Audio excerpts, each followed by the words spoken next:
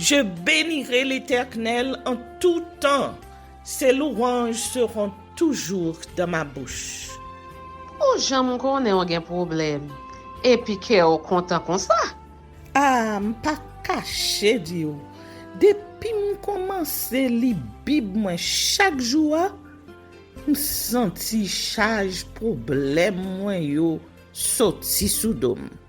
Oh, si c'est comme ça, moi pour aller couvrir acheter un bip. Dégagez au marché. Mais en attendant, ou qu'attendez radio télévision d'espoir? Radio Vision d'Espoir. Oh, moi t'attendais une annonce comme ça, oui. Mais qui ça a te dit? Lecture de la Bible en un an. Une émission qui vous accompagne à la découverte des trésors cachés de la parole de Dieu sur Radio Télévision d'Espoir. Chaque jour de 11h à 11h30 du matin, excepté mercredi 5h30, 6h de l'après-midi, samedi 7h30, 8h du matin, avec les sœurs Chantal Saint-Hubert, Claude Louis Orisma. et votre servante Maudeline Maurice Hilaire.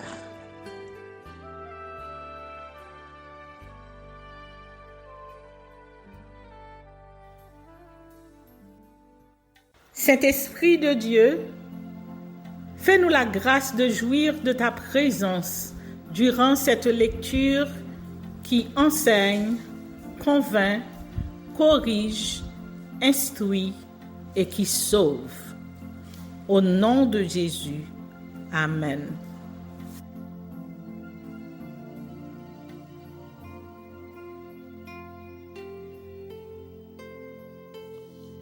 Deutéronome, chapitre 8. La terre promise et la reconnaissance envers Dieu. Vous observerez et vous mettrez en pratique tous les commandements que je vous prescris aujourd'hui, afin que vous viviez, que vous multipliez et que vous entriez en possession du pays que l'Éternel a juré de donner à vos pères. Souviens-toi de tout le chemin que l'Éternel ton Dieu t'a fait faire pendant ces 40 années dans le désert, afin de t'humilier et de t'éprouver pour savoir quelles étaient les dispositions de ton cœur et si tu garderais ou non ses commandements. Il t'a humilié, il t'a fait souffrir de la faim et il t'a nourri de la manne que tu ne connaissais pas et que n'avaient pas connu tes pères, afin de t'apprendre que l'homme ne vit pas de pain seulement, mais que l'homme vit de tout ce qui sort de la bouche de l'Éternel. Ton vêtement ne s'est point usé sur toi, et ton pied ne s'est point enflé pendant ces 40 années. Reconnais en ton cœur que l'Éternel, ton Dieu, te châtie comme un homme châtie son enfant.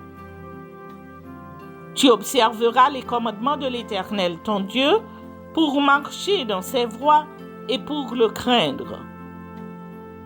Car l'Éternel, ton Dieu, va te faire entrer dans un bon pays, pays de cours d'eau, de sources et de lacs qui jaillissent dans les vallées et dans les montagnes, pays de froment, d'orge, de vignes, de figuiers et de grenadiers, pays d'oliviers et de miel, pays où tu mangeras du pain avec abondance, où tu ne manqueras de rien, pays dont les pierres sont du fer et des montagnes duquel tu tailleras les reins.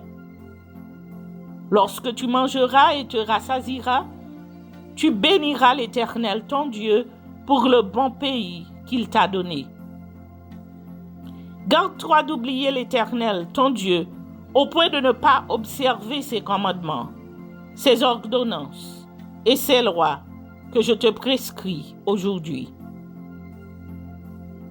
Lorsque tu mangeras et te rassasieras, lorsque tu bâtiras et habiteras de belles maisons, Lorsque tu verras multiplier ton gros et ton menu bétail, s'augmenter ton argent et ton or, et s'accroître tout ce qui est à toi, prends garde que ton cœur ne s'enfle et que tu n'oublies l'Éternel, ton Dieu, qui t'a fait sortir du pays d'Égypte, de la maison de servitude, qui t'a fait marcher dans ce grand et affreux désert, où il y a des serpents brûlants et des scorpions, dans des lieux arides et sans eau, et qui a fait jaillir pour toi de l'eau du rocher le plus dur, qui t'a fait manger dans le désert la manne inconnue à tes pères, afin de t'humilier et de t'éprouver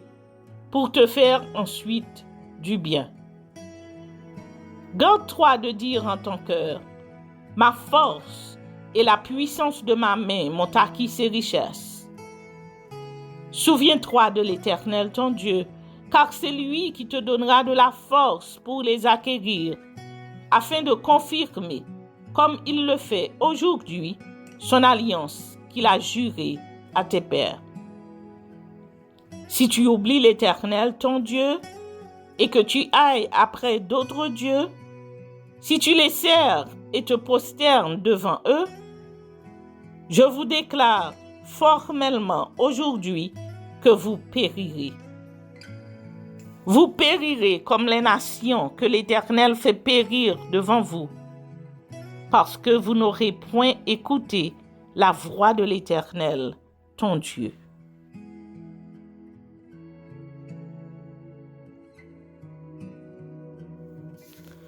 Deutéronome chapitre 9. Souvenir des rébellions d'Israël.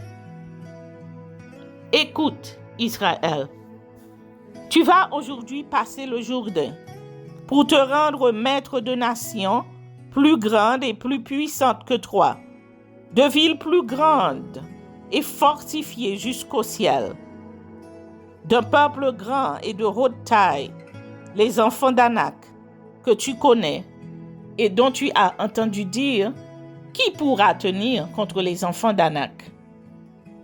Sache aujourd'hui que l'Éternel, ton Dieu, marchera lui-même devant toi comme un feu dévorant. C'est lui qui les détruira, qui les humiliera devant toi. Et tu les chasseras, tu les feras périr promptement comme l'Éternel te l'a dit. Lorsque l'Éternel, ton Dieu, les chassera devant toi, ne dis pas en ton cœur, c'est à cause de ma justice que l'Éternel me fait entrer en possession de ce pays. Car c'est à cause de la méchanceté de ces nations que l'Éternel les chasse devant toi. Non, ce n'est point à cause de ta justice et de la droiture de ton cœur que tu entres en possession de leur pays. Mais c'est à cause de la méchanceté de ces nations que l'Éternel, ton Dieu, les chasse devant toi. Et c'est pour confirmer la parole que l'Éternel a jurée à tes pères, à Abraham, à Isaac et à Jacob.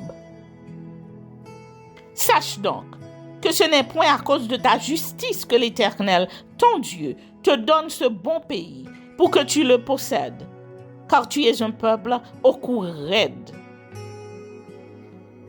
Souviens-toi, n'oublie pas de quelle manière tu as excité la colère de l'Éternel, ton Dieu, dans le désert. Depuis le jour où tu es sorti du pays d'Égypte jusqu'à votre arrivée dans ce lieu, vous avez été rebelles contre l'Éternel. À Horeb, vous excitâtes la colère de l'Éternel et l'Éternel s'irrita contre vous et eut la pensée de vous détruire. Lorsque je fus monté sur la montagne pour prendre les tables de pierre, les tables de l'alliance que l'Éternel a traitées avec vous, je demandai sur la montagne 40 jours. Je demeurai sur la montagne 40 jours et 40 nuits, sans manger de pain et sans boire d'eau. Et l'Éternel me donna les 2 tables de pierre écrites du droit de Dieu, et contenant toutes les paroles que l'Éternel vous avait dites sur la montagne, du milieu du feu, le jour de l'assemblée.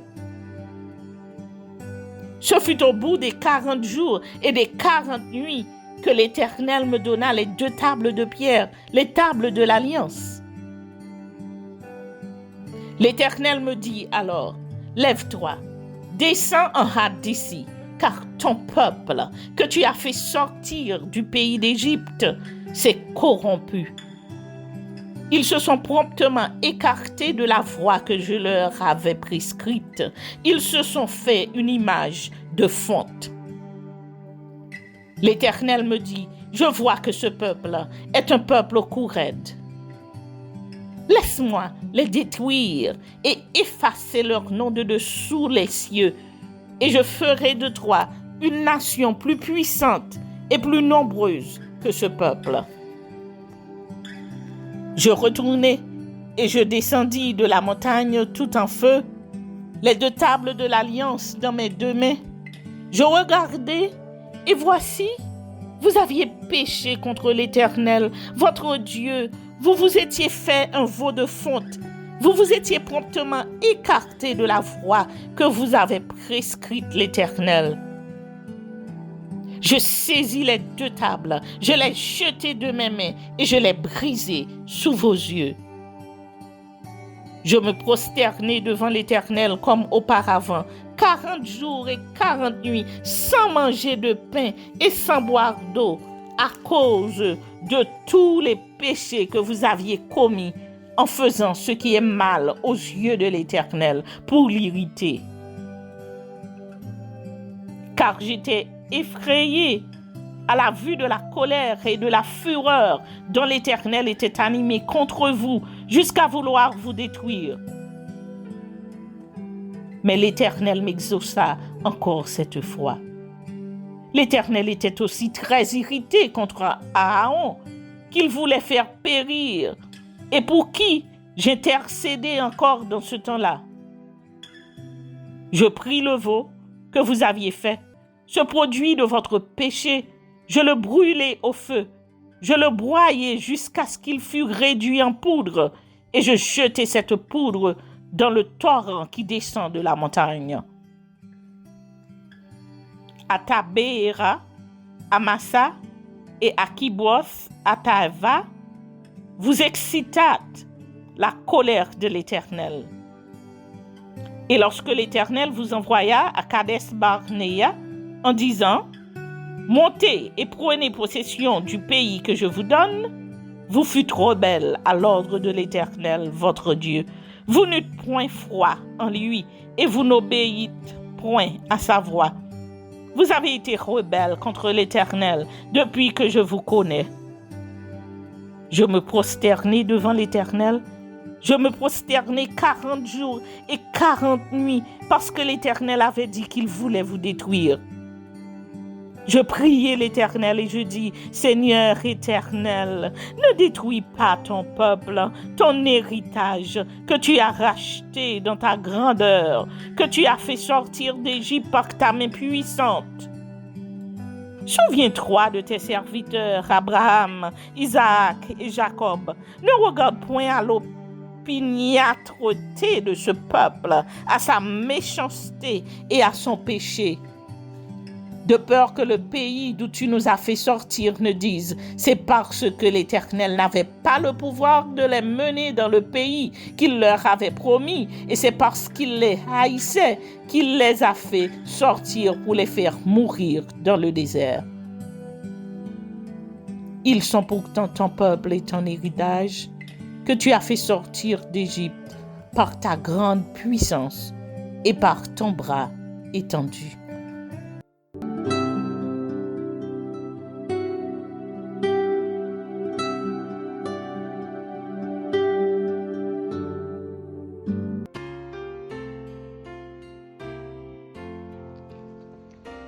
Cantique chapitre 5.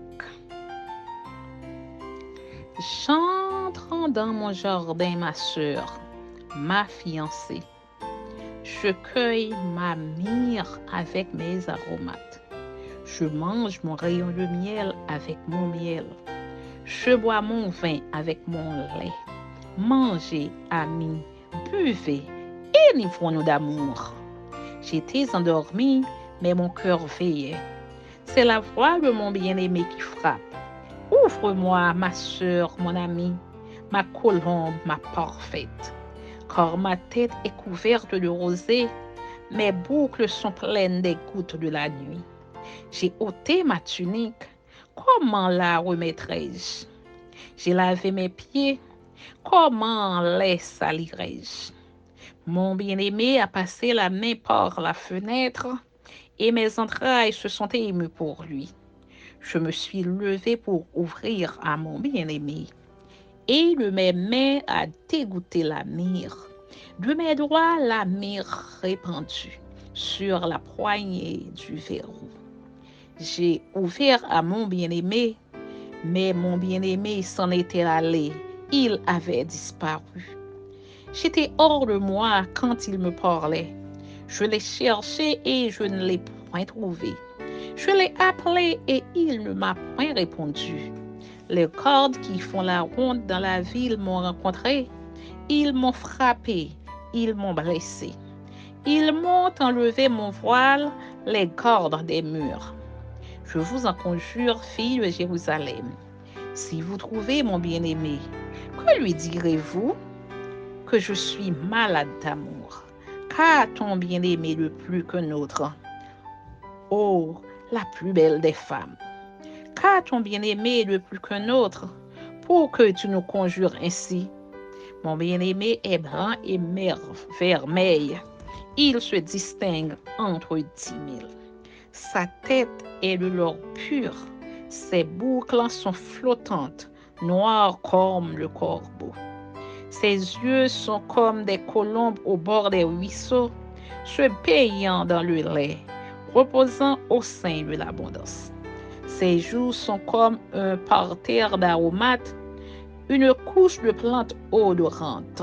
Ses lèvres sont des lits, d'où découle la myrrhe. Ses mains sont des anneaux d'or, garnis de chrysolites. Son corps est de l'ivoire poli, couvert de saphir. Ses jambes sont des colonnes de marbre blanc, posées sur les bases d'or pur. Son aspect est comme le Liban, distingué comme les cèdres. Son palais n'est que douceur, et toute sa personne est pleine de charme. Tel est mon bien-aimé, tel est mon ami, fille de Jérusalem. Amen.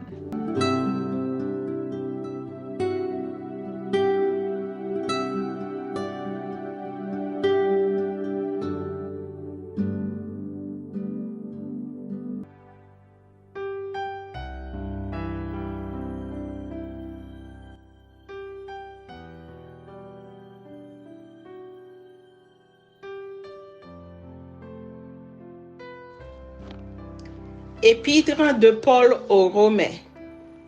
Introduction à l'Épître aux Romains. L'Épître de Paul aux Romains résume, plus que toutes les autres, le message évangélique de l'apôtre. Cela résulte des circonstances de sa rédaction. Paul, en effet, écrit cette lettre à un moment où ses activités multiples sont au ralenti. Il pense avoir achevé sa mission en Orient et se propose de se tourner du côté de l'Occident où il voit Rome en Italie puis l'Espagne. Dans cette période de calme relatif, Paul profite de sa tranquillité d'esprit pour développer certains thèmes qu'il avait déjà traités dans ses précédentes épîtres de circonstances, dont celle aux Galates. Voici la trame de la présente épître. Adresse, salutations et expressions d'amour de Paul à l'adresse des chrétiens de Rome. Sujet de l'épître, la justification par la foi, l'état de péché et la condamnation de l'humanité, la justification par la foi en Jésus-Christ et ses fruits, le chrétien est affranchi de la loi.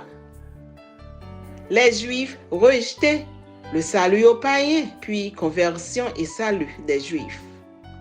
Exhortation éthique, la soumission aux autorités, amour, vigilance et pureté, préceptes de tolérance, recommandations, salutations et vœux.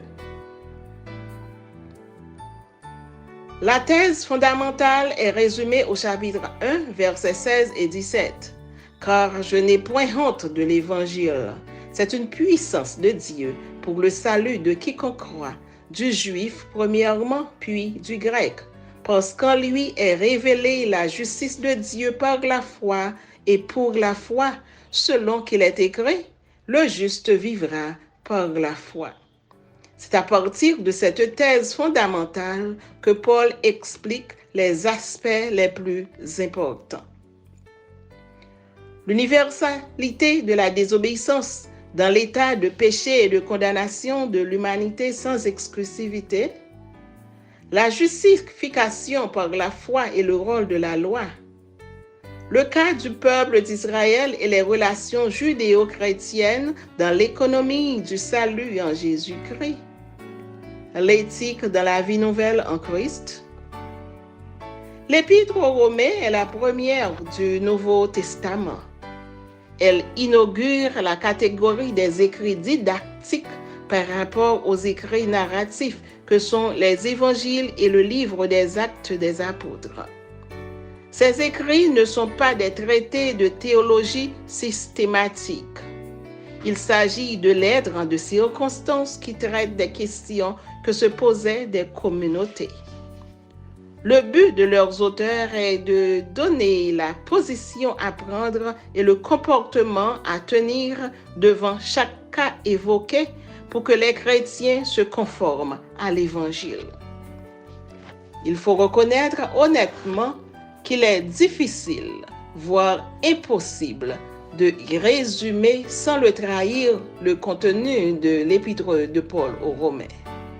Pour aborder son message en quelques mots, il suffit de souligner les principaux thèmes qui fondent l'exposé de l'auteur. Selon le prophète Habakkuk, le juste vivra par sa foi. Habakkuk 2, verset 4. Cette formule, reprise et commentée par Paul dans Romains 1er, les versets 16 et 17, est souvent considérée comme le thème central du message de l'Épître. Mais cette vision des choses ne devrait pas faire minimiser les autres développements forts, importants, comme ceux de la vie en Christ, 5 à 8, du salut de tous, juifs et grecs, 9 à 11, et de bien d'autres thèmes qui font de l'Épître aux Romains le traité le plus complet et le plus construit de toute la littérature de Paul. Une longue liste de salutations, Romains chapitre 16, versets 1 à 27, conclut l'Épître aux Romains.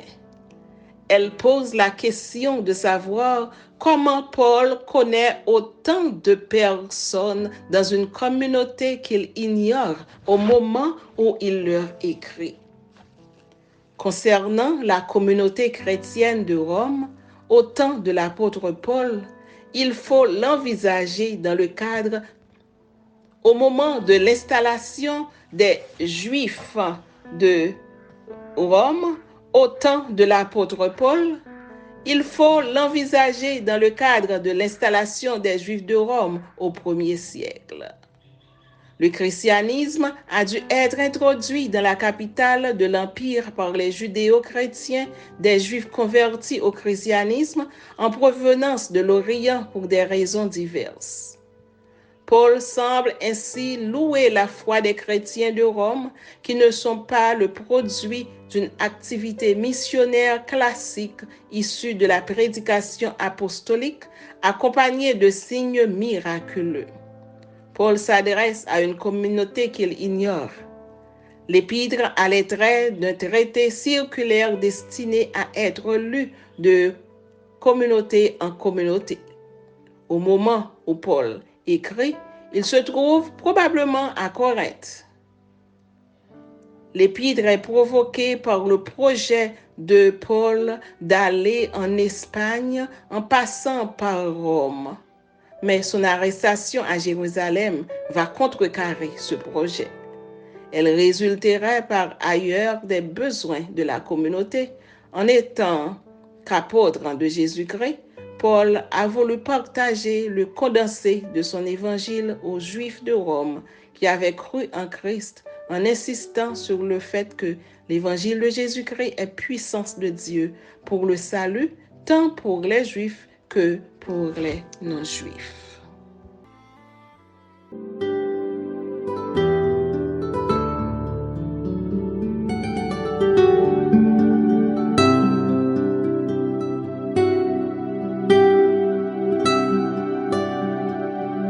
Merci Seigneur de nous donner le discernement dans la lecture de ta parole, que nous y prêtions attention afin d'appliquer notre cœur à la sagesse. Amen. Que celui qui a des oreilles pour entendre, entende, et que celui qui lit fasse attention.